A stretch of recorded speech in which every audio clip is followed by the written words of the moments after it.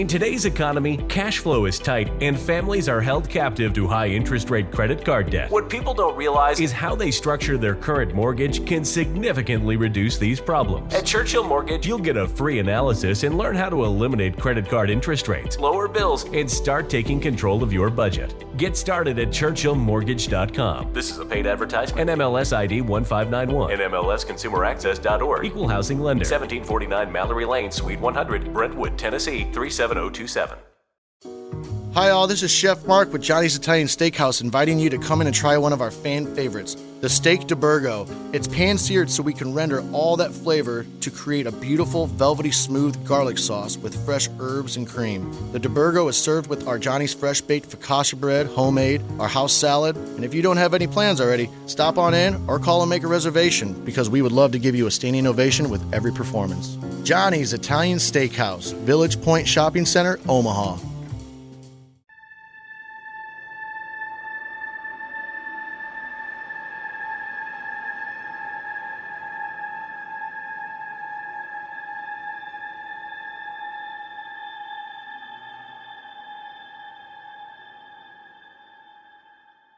Hello, my paranormal peeps, and welcome back to the Deep Woods Paranormal Podcast. My name is Matt Harvey. I am the host of Deep Woods Paranormal Podcast.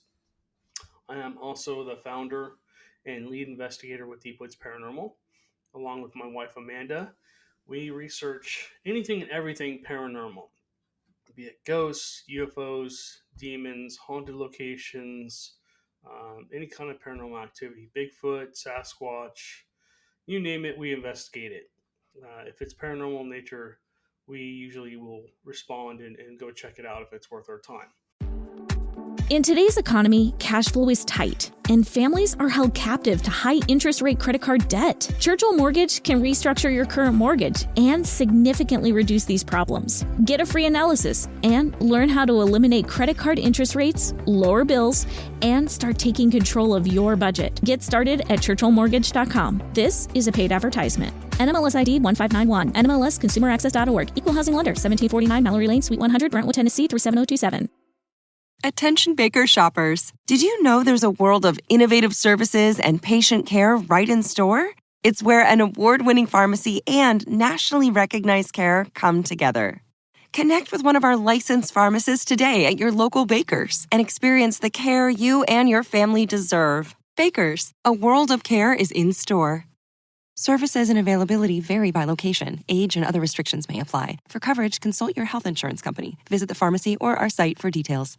With the Lucky Land Slots, you can get lucky just about anywhere.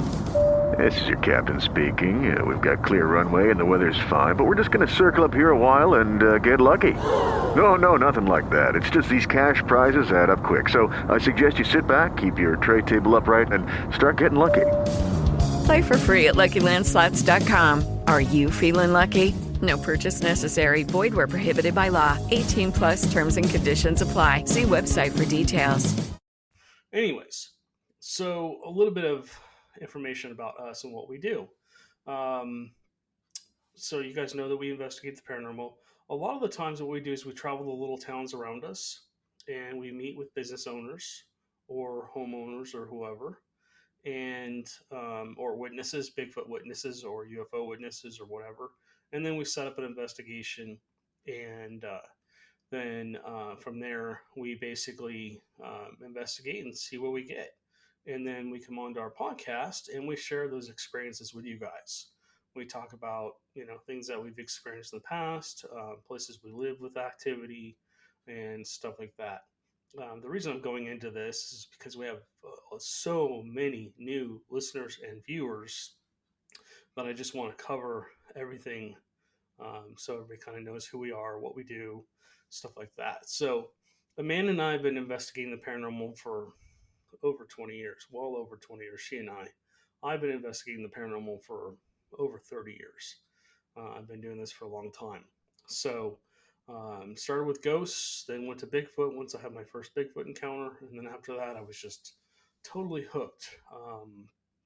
Just couldn't get enough of it. We do have some haunted objects sitting behind us. If you haven't seen our show before, right here, this little girl, possibly haunted. And then Right next to her, the spectacles, those are theater spectacles or binoculars. And they are very old. We do believe both those items have some kind of attachment. So, and then other items in this office here probably have attachments too. I would not be surprised, even though we clear ourselves every time we go out on an investigation.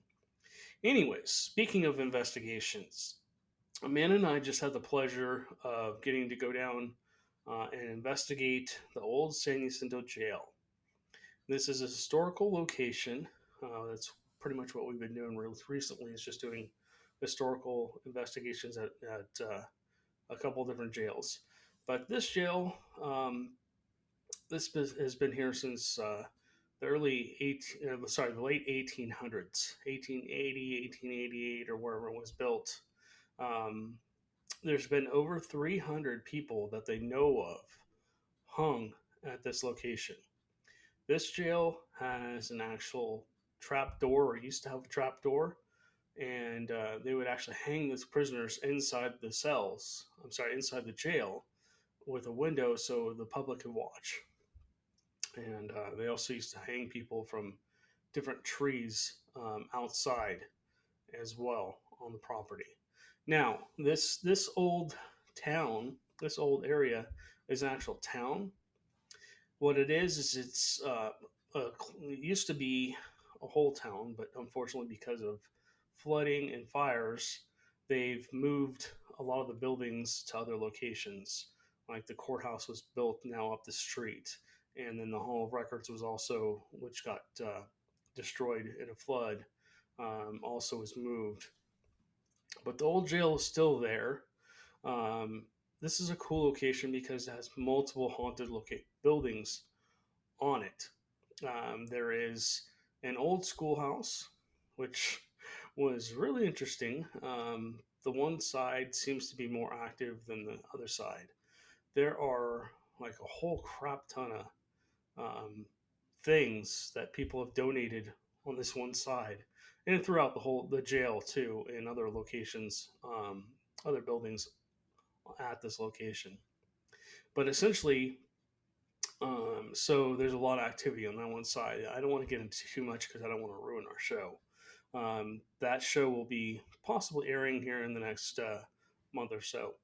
But so yeah, you got the old schoolhouse, you've got a train depot, and the train depot. The last time we investigated this location was really active. The spirit box was going crazy. That's when we finally had pulled out the spirit box, and we got quite a few responses through that. We also had quite a few K2 hits, and then also the post office. The post office is really cool. There's a woman in there that seems to be still working. She still seems to enjoy her job. She seems to like what she's doing. And it was so funny because I had the spirit box on, and we weren't asking any questions or anything. She had just walked outside because she heard a noise, thinking that maybe somebody was trying to break into one of the buildings to check. And as she walked out, I was starting to follow her. You hear you hear the spirit box. It's on the other. Basically, I was behind the counter, and then Amanda had walked around the front where somebody would have walked into the counter and delivered their mail or asked them to mail something or whatever, some kind of goods.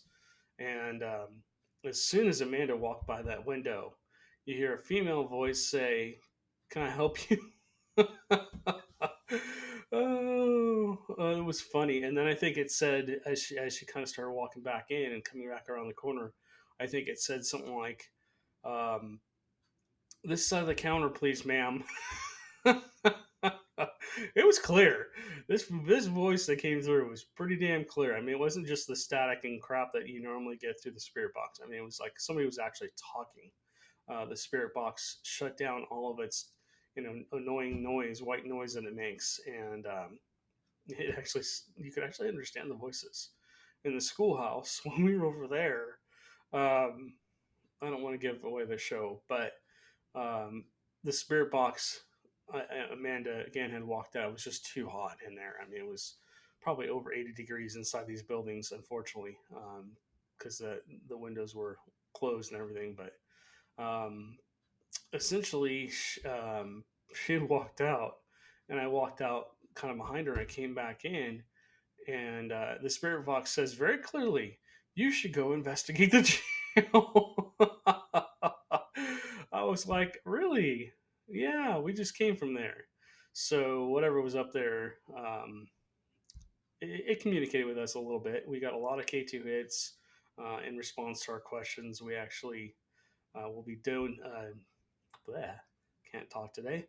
We will be honoring Clay, who is the brother of Rebecca. He was the paranormal guy at this location. He basically helped out with investigations. Super nice guy. Really enjoyed investigating with him. Super knowledgeable of the paranormal. Because he was there, I think we got more activity, and I believe that we may have made contact with him. He died last year, so we will be memorializing him in the upcoming show. But yeah, it was a cool experience. Definitely, Amanda and I, for once, actually felt the same exact thing. There's an entity up there that we were very careful with. We didn't push him. We didn't do anything to annoy him, but he was not happy we were up there. I think he hangs out by solitary confinement, and both Amanda and I felt the same thing. Like he wanted to push me down the stairs. I was standing about a foot from the stairs, and the stairs are a little bit rickety, a little bit hard to get up, and they're just old metal stairs. And yeah, I think he really wanted to physically harm me. He just didn't want me up there for some reason. I don't think he cared about Amanda, but he just didn't want me up there. This is probably the same entity that if you watch our first show, I was walking up the stairs with the video recorder on, thank God. And on the audio, um, I'm pretty sure it says, "Get the F out." Excuse my language, but that's pretty much what it said. And then as that happens on audio, you hear me go, "Whoa." And I saw a shadow standing by solitary confinement, and then it darted to the right down the hallway. And so, anyways, yeah, that location, we're going to be doing public investigations out here, probably a couple, 3 or 4 months. If you live in the Cold Spring area, Texas Cold Spring, you know, Bryan, College Station, Houston, or Austin, or whatever. We will be making those available for people to come out and investigate with us at the jail for a small fee. Now, granted, we will be making a donation back to the jail. We want them to continue to succeed and be able to keep the jail up so that we can continue to do investigations and stuff there. We don't want it falling into disarray and stuff like that. So Rebecca and her family, who run the Historical Society, do a really good job of making sure that location is well kept. And they've got some, like I said, they've got some really cool locations, really cool buildings at that location. Excuse me. Working off not enough sleep. So, yeah, they've got an old schoolhouse. They've got the post office. They've got the train depot, and then the jail. So there's 4 locations that we get to investigate. So the investigations will probably run a couple, 3 hours, more than likely, unless people don't want to stay that long. But yeah, it should be fun. It's gonna be like $20. So if you guys are interested, or you're touring down here and you want to go to a haunted location, this location is really cool. You get to go inside the cells, and you can see, how things really worked with the jail and stuff like that. So, okay, let's get back into what everybody really seems to want to talk about, which seems to be Bigfoot. Um, we've got a lot of new listeners. It seems like a lot of people are really tuning into us because of Bigfoot. I'm noticing when I actually can look at all the numbers, which it's insane.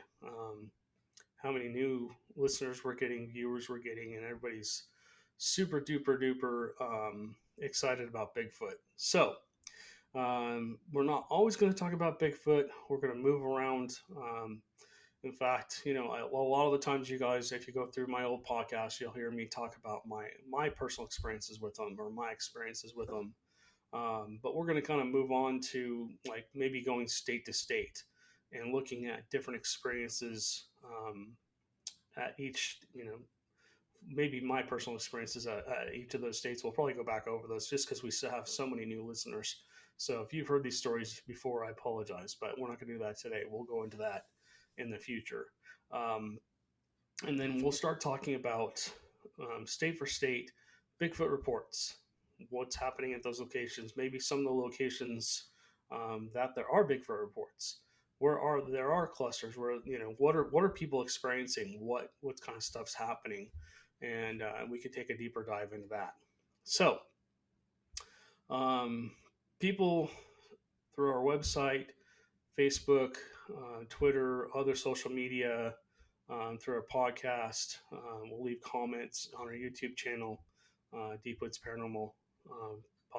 Basically, it's Deep Woods Paranormal. You can find our podcasts on our YouTube channel. You can also find our investigations, and then we have short videos there too. And then we also have TikTok as well. So, anyways, people ask questions all the time. After I've done a podcast, I usually get a whole bunch of questions. About 60-70% of them are about Bigfoot in my experiences, and they're just curious. They want to come out with us, which is great. We love to have other people come out with us. If you've experienced anything paranormal, doesn't matter where you are, what country you are, whatever. Only thing, I apologize, but you have to be able to understand and speak a little bit of English, because unfortunately our fan base is almost all English speaking. So we would love to hear about your experiences. We love to interview you. We're not going to basically ridicule you or anything. We're just going to listen, let you tell your story. You can be anonymous if you want to be. Again, these are just people expressing what happened to them. So anytime you hear any kind of reports coming out, please be respectful of people. These are their experiences. Think about how you'd feel if you had that kind of experience. After I saw my first Bigfoot, I didn't know what to do with it. The only person I told was my wife, and she was like rolling her eyes. She's like, "You're nuts." And so, these aren't things that you normally run into, guys. And people just, people laugh, roll their eyes and stuff. That's fine. Again, that goes back to, I tell people, I don't care what it is paranormally. If you haven't had an experience, you need to believe in it. That's what I would say. You have to have an experience where you can say that couldn't have been anything else but, and put in the word ghost, UFO, Bigfoot, dogman, whatever it is. You have to have an experience where you can say, that couldn't have been anything else but. It wasn't, I heard something knocking, I heard a scream, I heard a howl, I heard a whoop, I heard something say something, unless it's a ghost, disembodied voice. You should really have your own experience. And if you're in Texas and you want to go out with us, we're in the Bryan College Station area. We go out usually 2 or 3, 4 hours each way sometimes.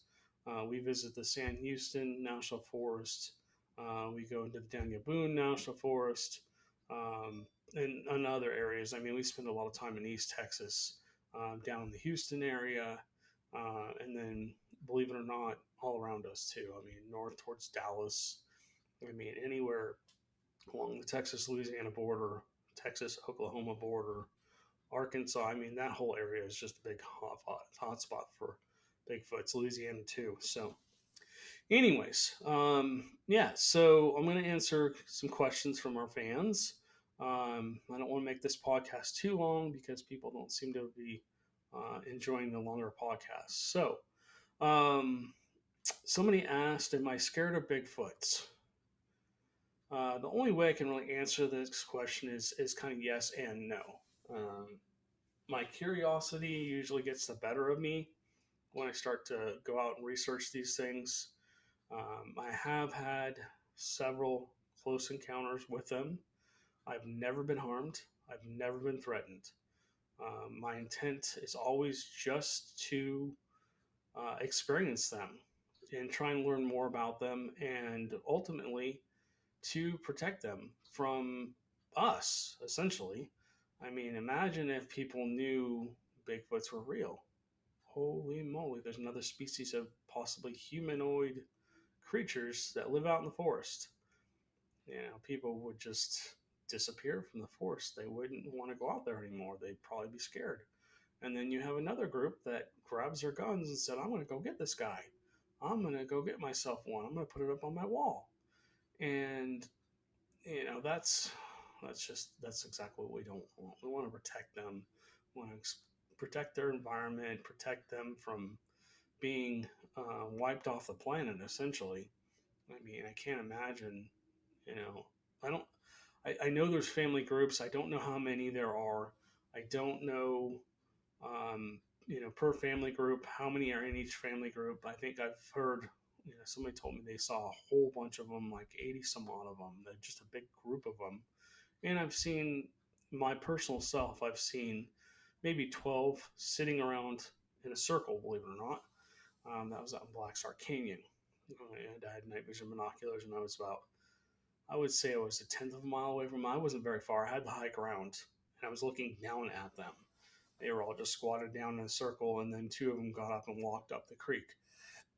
But anyways, you guys can go listen to the Deep Woods Paranormal podcast where I talk about that, Black Star Canyon. So yes, I have a healthy respect for them. I am a little afraid of them. I mean, like I said, the one encounter I had really scared the crap out of me. I mean, it took me almost 2 months to go back up, and I just had to get back on the horse. I mean that thing was literally not even probably 2 feet away from me, and it wasn't huge. It was only maybe 6, 7, 8 feet tall, but the damn thing was as wide as it was tall. I mean, it was probably 5, 6 feet wide. And this is the one, I think they're twins. This is the one I call the bouncer. And so essentially, I think that he was just basically telling me, hey, get out. He was bouncing me out of there. So it's funny now, but like I said, it took me a long time to go back up to Black Star Canyon after that. And even after that, I mean, I could feel their presence. Like it became a point where I could really kind of feel that they were there. I couldn't see them all the time, but I could feel them.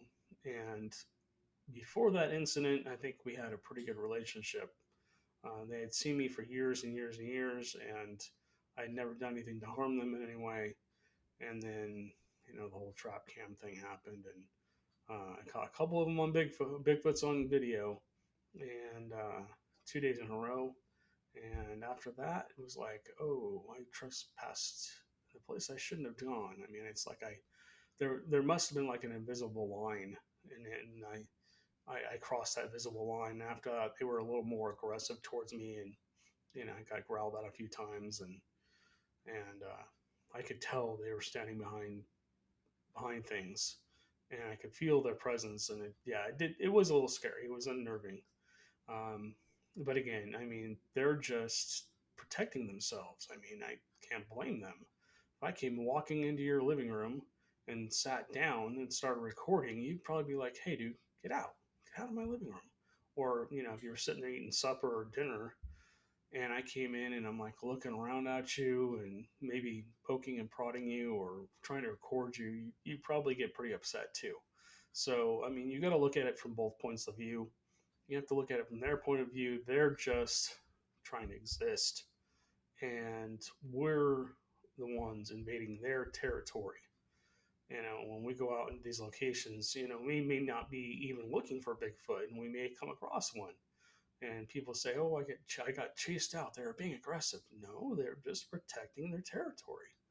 They're just making sure that there's probably young ones around somewhere. They might have been in the middle of a hunt.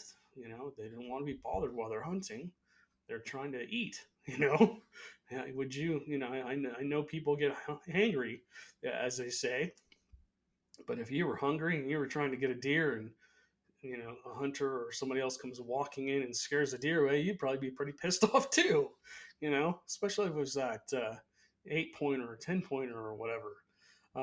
Anyways, so again, the answer to that is I have a healthy respect for Bigfoots, and I've been doing this long enough, so now that I know, I just got to be careful. I don't want to cross any lines. We've been extremely careful, Joe and I, on his property, not to cross any lines. And cutting down, him having to cut down, he had to cut those trees down. I mean, he still has other trees on his property that he hasn't cut down because he's afraid he's going to lose the Bigfoots altogether. Just because when they do come in and clear those trees, they destroy everything in the path of getting there. They cut all the brush out, they basically just leave a big muddy pit behind, essentially. So when he cut those trees down, again, he kind of crossed a line with them, and now they don't come right down. They do come down to his property, but they won't come closer than the tree line. Or if they do, they'll wait till total darkness and they know he's not either there or in his trailer. So, okay, so favorite state location to investigate Bigfoots. Favorite state location to investigate. I like both Texas and California. I've done my own research. I've been on expeditions. I had the pleasure of going out with Matt Moneymaker, and that was really cool. I've talked about him before a little bit, but didn't have enough time to really pick his brain as much as I would have liked to.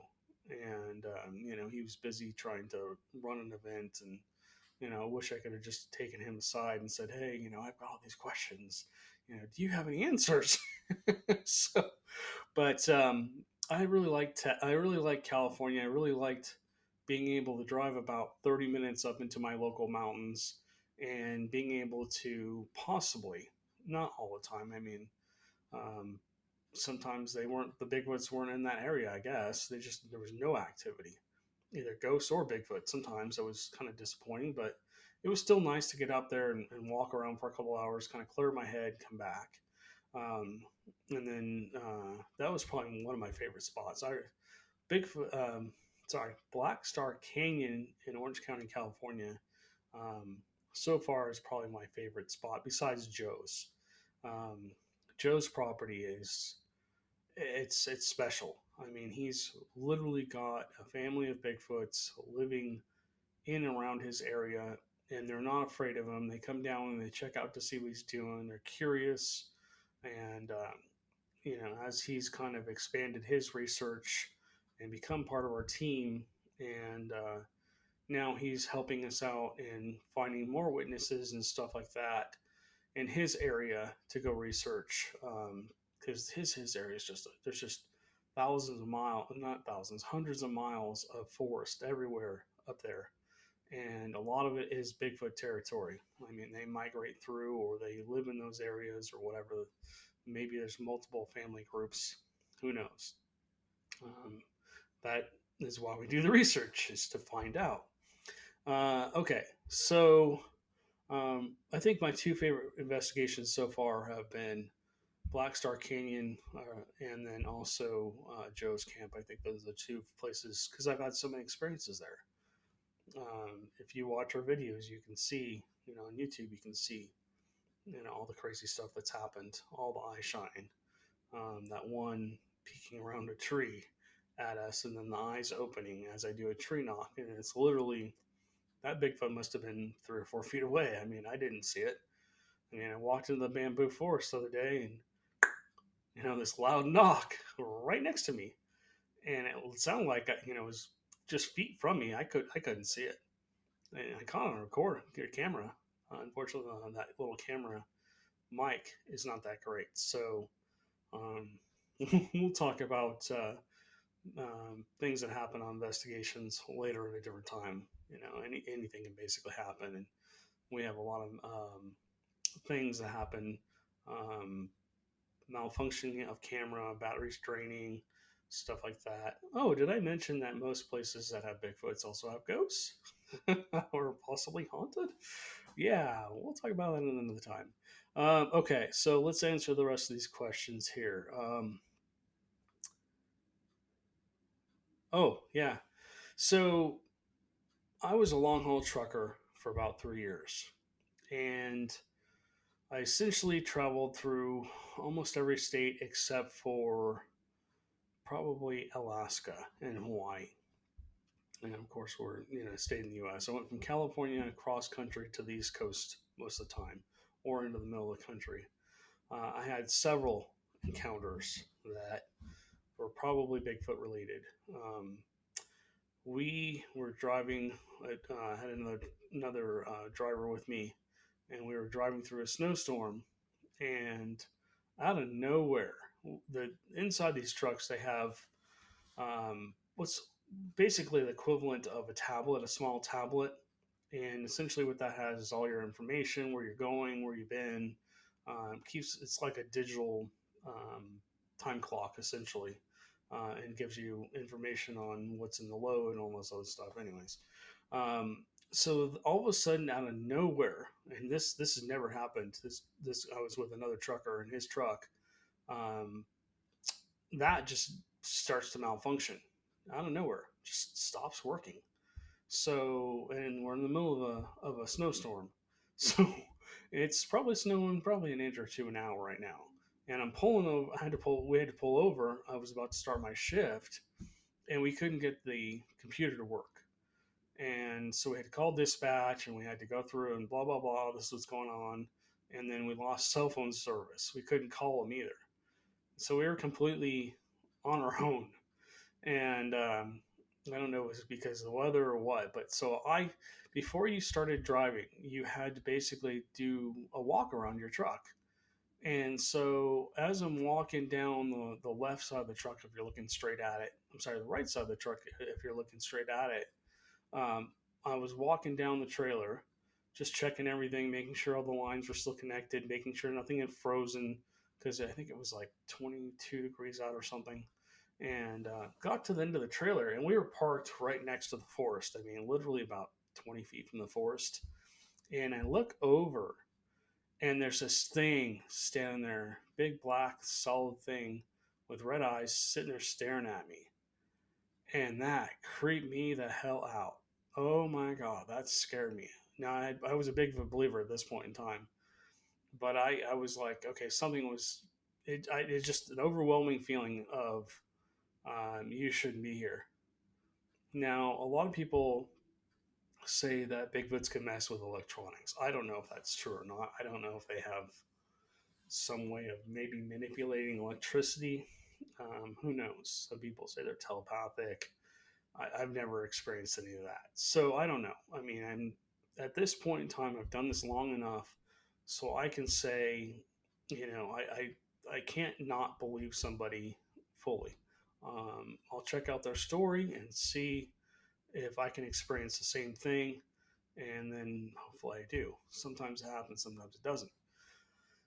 Anywho, that was one experience with a possible Bigfoot. The other time I was in Ohio, I was driving, God, what seemed like forever. I was out in the middle of nowhere, and Ohio has a lot of, um, they have a lot of cornfields. And these cornfields, these corn stalks, they get, 10, 12, 13, 14 feet tall, right? So they were the top of my trailer was 16 feet. They were just about a foot or two shorter than that, so 14, 15 feet tall. And I pulled over because I was getting a little tired. It was 2, 3 o'clock in the morning, and I got out and I'm like, I'm just gonna go walk the truck real quick. And as I get out, I just got this overwhelming creepy feeling, like you shouldn't have stopped here. I'm going, okay, what's going on here? I just chalked it up to, okay, I'm tired. Maybe I'm overthinking this, whatever. And so as I got out of the truck, I got down to the ground onto the asphalt, and I look over into the corn on the left side of me, because it's just basically a single lane highway each way with corn on either side for as far as you can see, miles and miles and miles. And all of a sudden, two red eyes pop up from behind the corn. I can't see the top of anything. And I'm looking at him going, okay, this is why I feel creepy. And it never showed itself. But as I walked down the trailer, I got to the end, and it had followed me all the way down to the end, standing behind maybe 4 or 5 rows of corn, but just peering up over the top of it. Just two red eyes.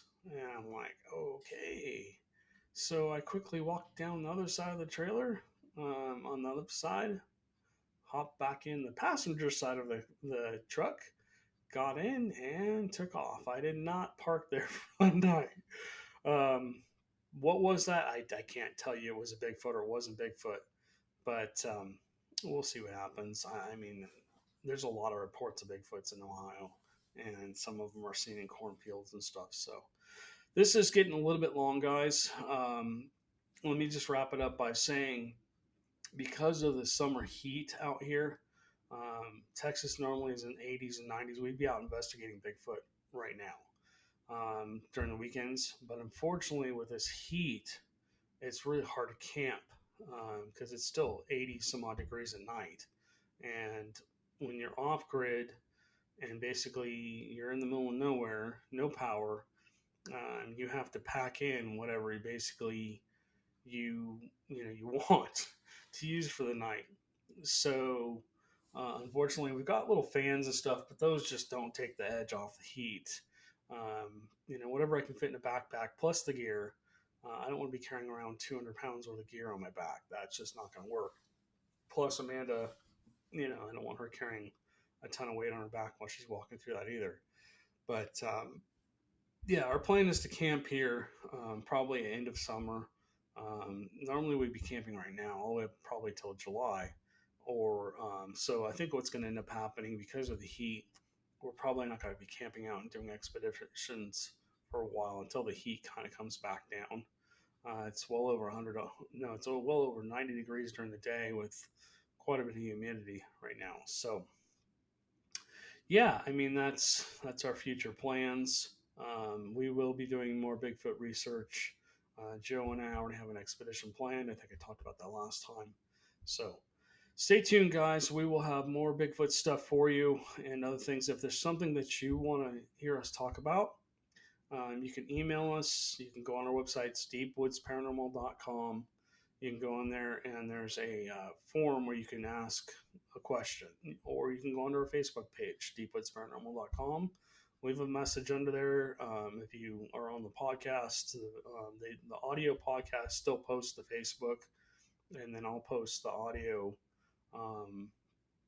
there as well to a link back to our site, and then also the video too. You can go on our YouTube channel or just leave a comment on any of our social media saying, hey, can you talk about this? Or I had this experience and I'd like to come on. Whatever you want to do. We appreciate the comments. We appreciate the feedback. Thank you guys so much for listening. We really appreciate you. And we'll catch you on the next one. Okay, round 2. Name something that's not boring. A laundry? Ooh, a book club. Computer solitaire, huh? Sorry, we were looking for Chumba Casino. That's right, ChumbaCasino.com has over 100 casino-style games. Join today and play for free for your chance to redeem some serious prizes. ChumbaCasino.com. No purchase necessary. Void where prohibited by law. 18+ terms and conditions apply. See website for details. It is Ryan here, and I have a question for you. What do you do when you win?